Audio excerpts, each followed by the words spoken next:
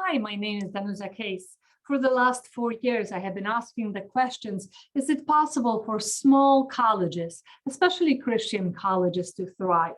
There is not much literature available about small colleges, not even talking about Christian colleges.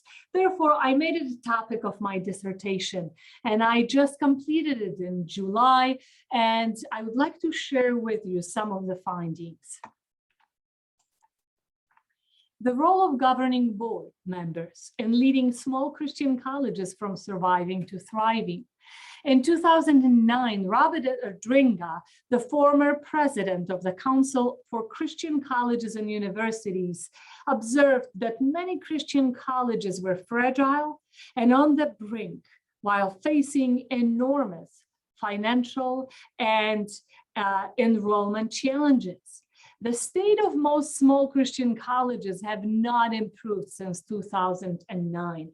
Actually, on the contrary, in the midst of increasingly secular society and all of the craziness that's happening right now, it is more difficult to run a Christian college because we face so many adversities all the time. Therefore, what could help? That is the question that I would like to explore.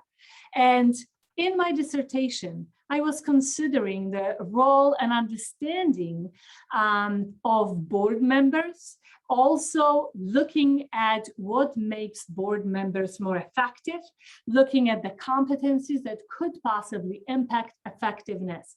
So let me share some of the findings.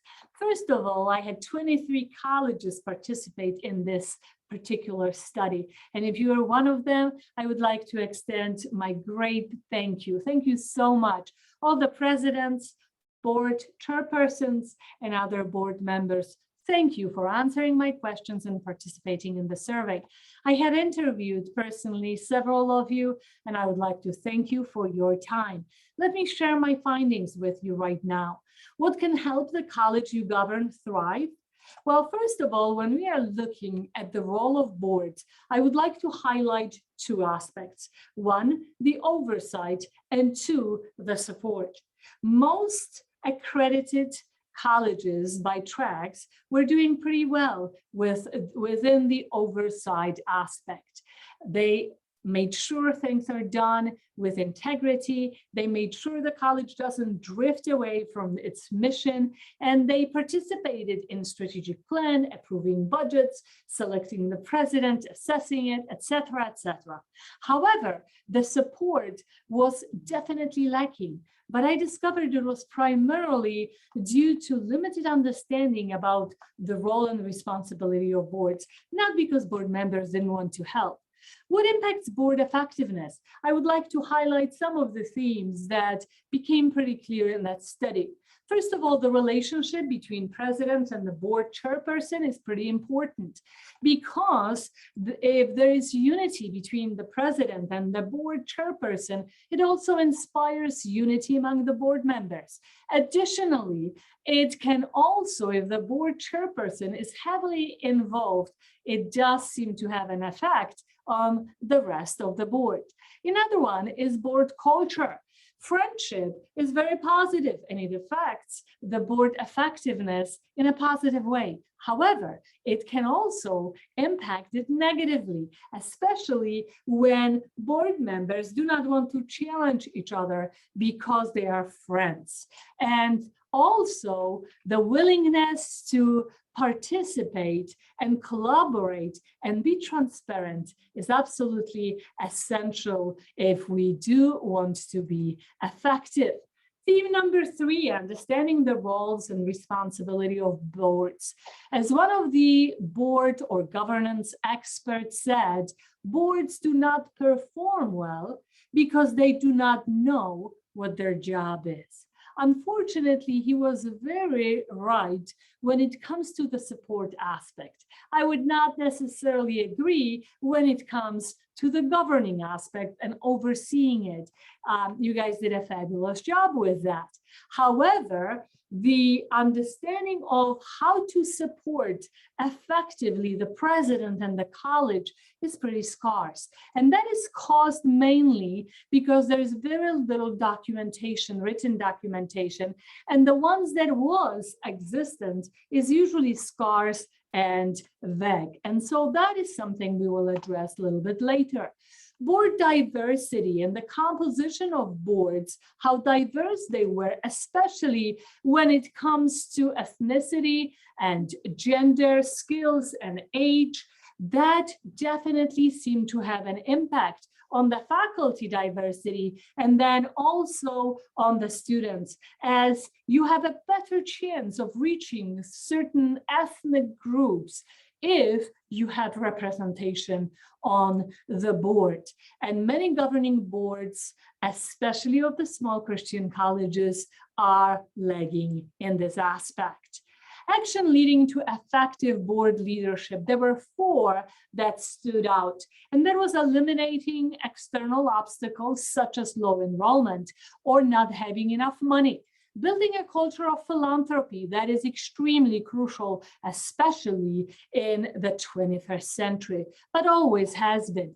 Caring for alumni and donors, and finally, promoting the college and building its positive reputation. That is absolutely essential, and one person cannot succeed in this, or not even the president with its staff, because the board, as volunteers, they play such a crucial role in this particular area, and it definitely impacts effectiveness.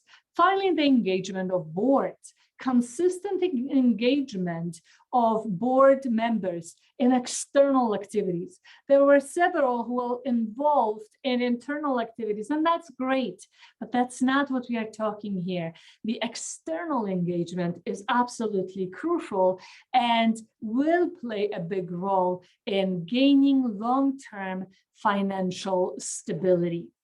And finally, faith and prayer. Since we are talking about Christian schools, obviously these are non-negotiable. And I would like to stress that we are talking about individual and corporate prayer and spiritual discernment. Effective boards can definitely lead their colleges to financial stability. What are my recommendations? Well, the very first one is look at board size, at your board size. 2 aspects to consider. One, the very fact that boards are the link between external resources and the college. So as such, the more people, voting members you have on your board, the bigger chance of having a wider network of donors and also a greater pool of potential students. However, there's also a negative aspect, and that is the decision-making process can become difficult with large boards. And therefore, there's a lot of disagreement when it comes to what is an ideal board size. I would like to make a recommendation that 15 to 20 trustees appear to be most optimal. I have reviewed 4 colleges who were doing very, very well, and they were somewhere between 15 and 20 voting members. The average board size reported by the Council of Christian Colleges and Universities was 29 voting members. That seems to be pretty high.